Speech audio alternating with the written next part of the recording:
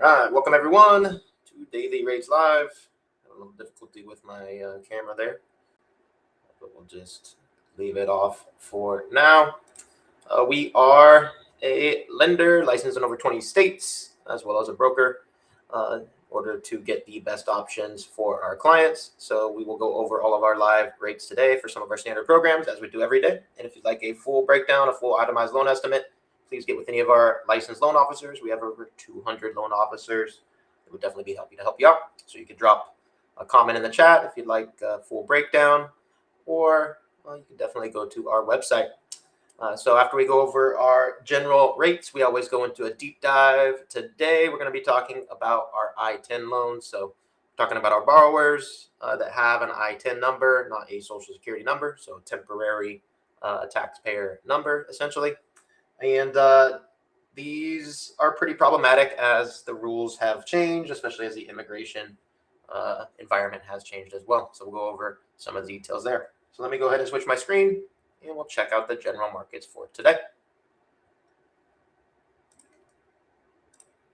So as we do every day, the first thing we typically want to look at is the 10-year Treasury. It's one of the best indicators of rates overall, especially when we're talking about all kinds of different programs.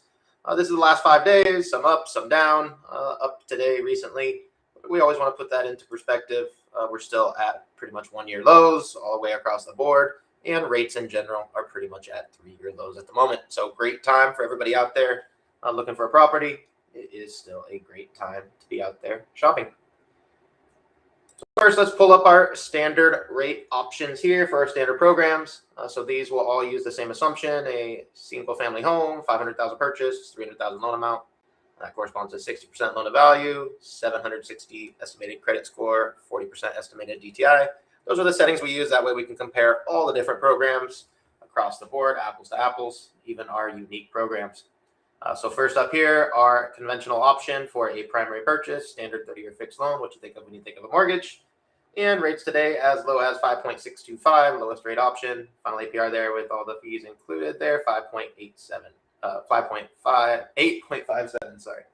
And if our customer doesn't qualify for conventional, we typically want to look into an FHA option, a little more leniency on credit issues, higher debt to income ratio is allowed. But does require additional fees upfront and yearly mortgage insurance. FHA comes in today 5.125, but because of those additional fees there, final APR comes in at 5.993. So it's actually a touch more expensive than conventional. Always compare that APR so that you can put the programs and compare them side by side. And for our VA eligible borrowers, our vets and active service members and surviving spouses, rates as low as 5.25 today. Final APR 5.477. Hoping to see some of these drop into the fours here as rates have been going down recently. Be exciting when those do. And USDA is pretty close to the fours here finally. After a few years, it'd be nice to see those. USDA coming in today, 5% flat. Final APR 5.675. So if our borrower is looking at a property that is in a USDA eligible area, these programs are amazing here because when we compare them to FHA and conventional, they're typically going to be a touch cheaper there and a little bit more flexible on LTVs, credit, etc. Now for where we start to get unique, and our topic for today, our non-QM options here, using alternative documentation for our primary occupancy borrowers, so to purchase a primary home. So these are the options that we always want to look at if our borrower, oftentimes self-employed, may have trouble qualifying with standard documentation for conventional, FHA, etc., and needs to use alternative docs such as bank statements, 1099s, P&L statements, etc. Or our topic for today, citizenship status. So if we don't have the correct status or documentation for conventional, FHA, etc., we may need to use a non-QM program just for citizenship, which is what we're talking about today. So our non-QM alt doc options, again, pretty amazing. It's very exciting when we see those under 6. It's been over 6 for a long time. 5.875 today. Final APR 6.145 there with all the fees included. So just a touch higher than conventional overall, which is pretty typical.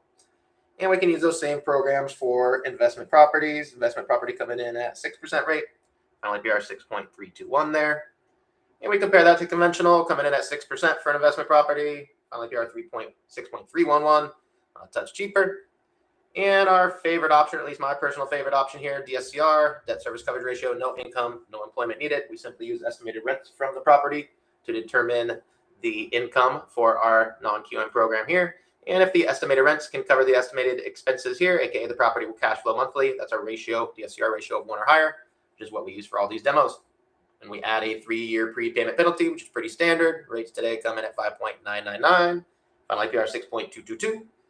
And we can add a 5-year prepay to sweeten the deal, 5.875, lowest rate option there, final APR 6.181. And we can do no prepayment penalty required there for some states that don't allow it or some investors that do not prefer it. It comes in at 6%, final APR 6.321. And we have dozens of other programs here, commercial, second mortgage, 40-year, construction, fix and flip, all kinds of different options. But let's get into today's topic. So today we'll be talking about something that is both basically a status as well as a loan type. So we're going to be talking about our ITIN borrowers. So these would be borrowers typically without a social security number. When you think of an ITIN borrower, someone that doesn't actually have permanent status here in the United States and has not been issued a permanent social security number. So an ITIN number is an individual tax identification number that they may have used in the past or maybe using to pay taxes. So very quickly, I put together a quick slide here on the eligibility. So there are options for conventional and FHA, very limited. But what we're going to be talking about today are non-QM options where we actually have options for what would otherwise not be possible using our conventional or FHA options. So conventional technically allows, of course, U.S. citizens, of course, green card holders, so lawful permanent resident holders. So those are actual green cards and typically come with an actual social security number. Non-permanent resident would be typically a category of temporary status, so work visas, etc.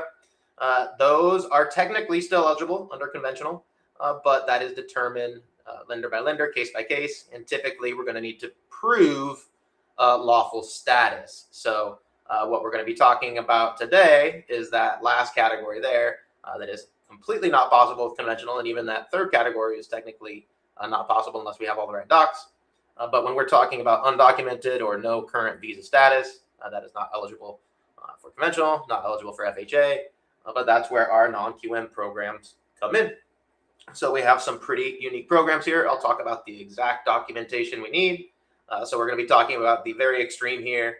Obviously, if our borrower has a green card, has credit, has a social security number, everything we need, we don't really need to go into these unique programs. So what we're going to be talking about are people in the last two categories that wouldn't qualify for any of the standard options. So first up, we want to pull up a property. So just pulled up a nice property in the area here. $800,000 is the list price here for sale. And that is going to be what we use for our demo. So the first option here is going to be the max LTV for our borrower to use their ITIN and not have to prove status, legal status. So in this case, the max option here for that exact property we just looked at, using full documentation, make sure we take note of that.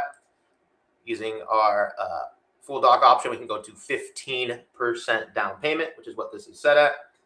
And notice here, this program in general allows us to only require proof of a valid ITIN, not legal status of in the country. And we have a lower limit here of 660, but we use our 760 credit score in our example, as we do for all our demos here. And if we have to use alternative docs, please note that the LTV is reduced to 80%. I'll go over that here in a second. And this is pretty simple. We do need a government-issued photo ID from the U.S., so driver's license, etc., or eligible country of origin. So this is oftentimes pretty easy to attain for our borrowers. We do need an ITIN letter from the IRS. So remember, ITIN is for anybody of any status to pay taxes. So as long as they're paying taxes, they need to have their ITIN and be paying taxes. And all documentation must support the ITIN number and cannot reference a social security number belonging to another individual. So I can't have paperwork where you're collecting pay under another person's social security number. Obviously, that's been uncovered before. And we need to have an unexpired I-10. So for a full doc or a 1099 loan, we need transcripts with the I-10 status. Or for alt doc loans, for bank statements, etc., we're going to need the actual IRS letter or a W-7 or a letter from their tax preparer that they actually filed their taxes using that ITIN number. So pretty easy to document here. Definitely very different than our conventional options, and opens up a lot of options for our borrowers.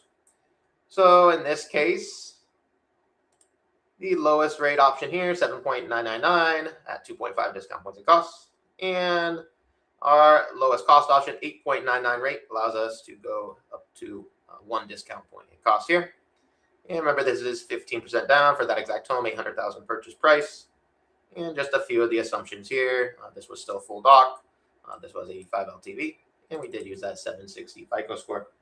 So remember, our borrower does need an actual credit score, so that's sometimes challenging with borrowers that only have an ITIN number, but many ITIN numbers do have credit attached to them if they've been using it for quite a while. Now, let's talk about the option for alternative. The most common alternative doc option, 12-month bank statement option. So this is 12-month personal bank statement option using that same ITIN loan program. And what we had to do here to get eligible pricing is change it to 20% down. So a little more down payment when we're using alternative docs for the borrowers without necessarily showing their status here. And same deal as far as documentation. We're going to need the basic docs. And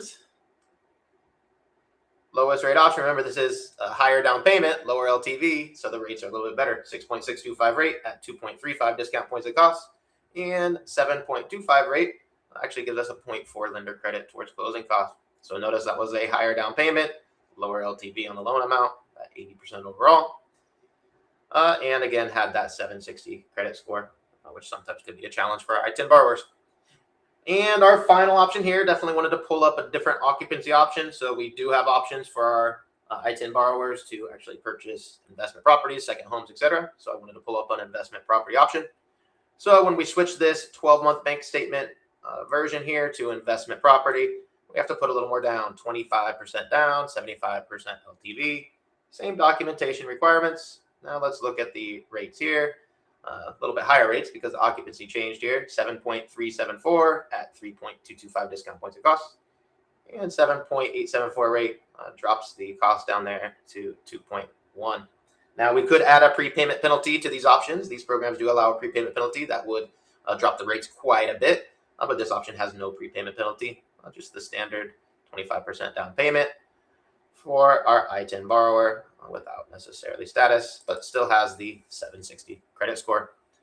So those are some unique options. Definitely a big topic recently, especially as the conventional and FHA rules have changed slightly, and the general environment for immigration has changed. We still have some great ITIN options for those borrowers who may not quite fit into the boxes for your standard documentation.